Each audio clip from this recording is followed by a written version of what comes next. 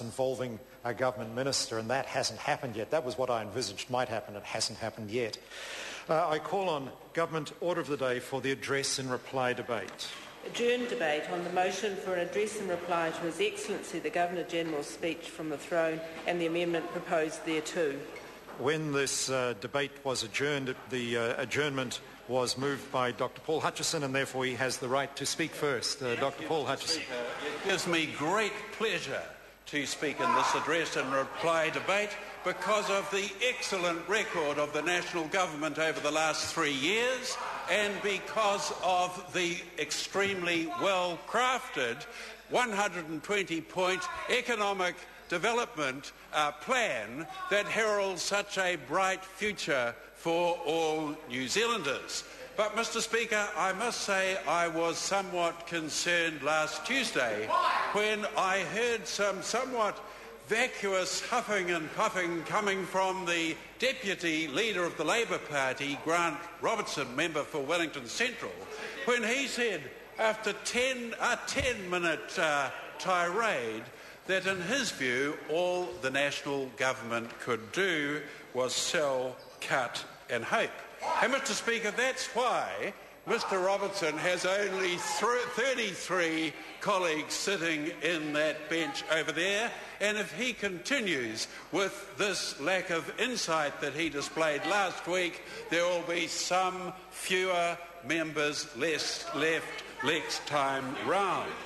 But, Mr. Speaker, what was extraordinary about Mr. Robertson's lack of insight was that he failed to recognise that election 2011 was all about a national government committed and determined to balance the books by 2014, committed and determined to achieve economic growth through a sustainable 121-point plan, and committed and determined to prudential financial management, versus a Labour opposition that seemed hell-bent, committed and determined to spend more, to borrow more, and to get money wherever they could from, to tax more at a time when this was clearly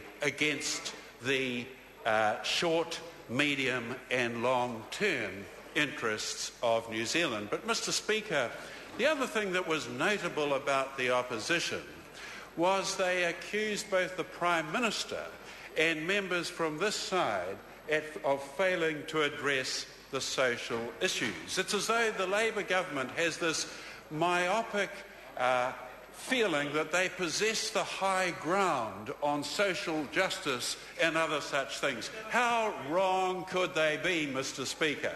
Because we've just seen this landmark initiative from the Honourable Paula Bennett in initiating this extremely important Green Paper on vulnerable children.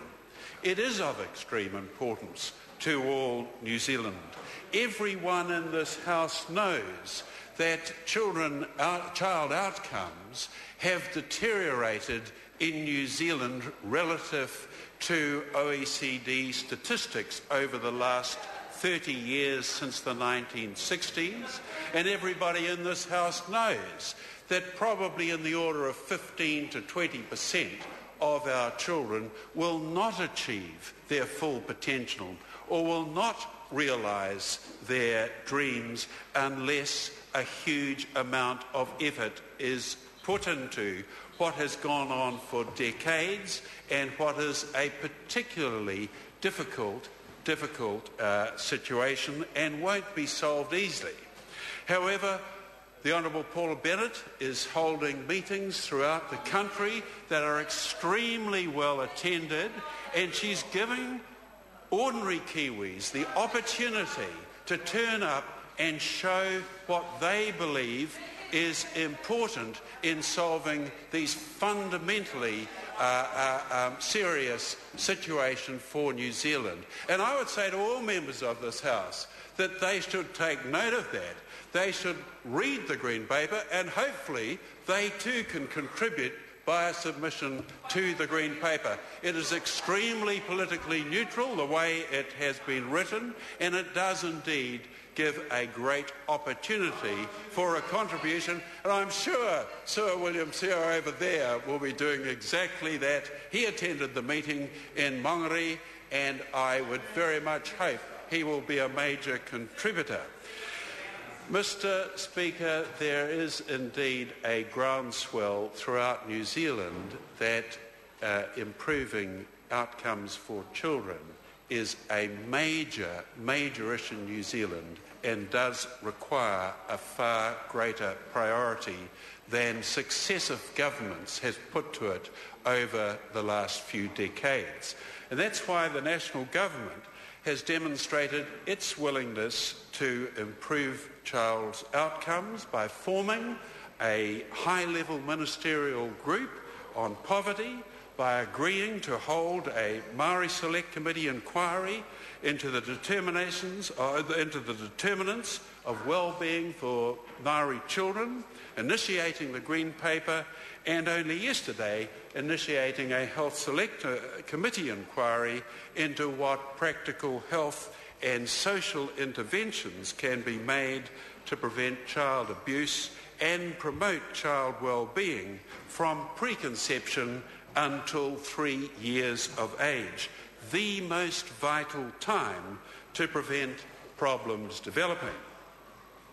Mr. Speaker, as a young house surgeon at Middlemore Hospital several decades ago, I'm afraid to say, I admit that it was deeply impressed on me, the predictability of cycles of disadvantages that were going to occur.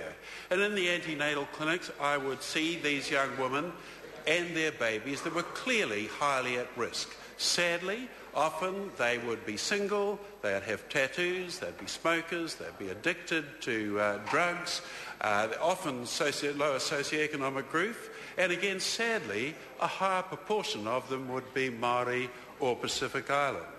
And those children, having been born, would often go to suboptimal housing. They'd often go to homes where their ear infections weren't treated, where their sores weren't treated, where they didn't get their immunisations or their well-child checks. They went to school, they didn't learn well, and they would finally leave school without appropriate qualifications. They couldn't get a job, they turned to crime, and they got caught because they couldn't even hear the policeman coming. And, Mr. Speaker, it is worthwhile pointing out that a study by a fellow called Bowers in the 1980s of the muster at Mount Eden Prison showed that 90% of the muster had some sort of hearing defect, and there were 15 to 20 of those prisoners wandering around with chronically suppurating ears. And these are the very things that we have got to solve.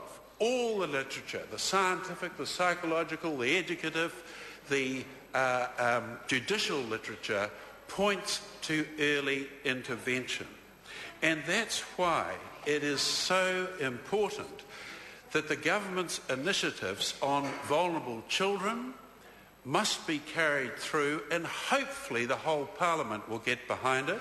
That's why the Māori Affairs Select Committee inquiry into improving Māori children's outcome is so important, and that's why the Health Select Committee inquiry into practical evidence-based outcomes that can be taken from the earliest stage is of extreme importance and gives all members of this House an opportunity to contribute. And finally, Mr. Speaker, I just wanted to say that clearly the economic influences to resource excellent health, education and social services are not everything. But practical focus on the economy and on economic growth is absolutely vital. It is vital and fundamental that this national government is determined to sustain economic growth through this very well-crafted economic development plan, through prudential financial management and through balancing the books by 2014 and 15. This is particularly important in these very uncertain economic times, and it is particularly important for us to ensure that there are practical resources behind making the outcomes for children in New Zealand better than they are at present. Charles Chevelle. Thank you, Mr Speaker. Mr Speaker, I want to congratulate you and your fellow presiding officers on your re-elections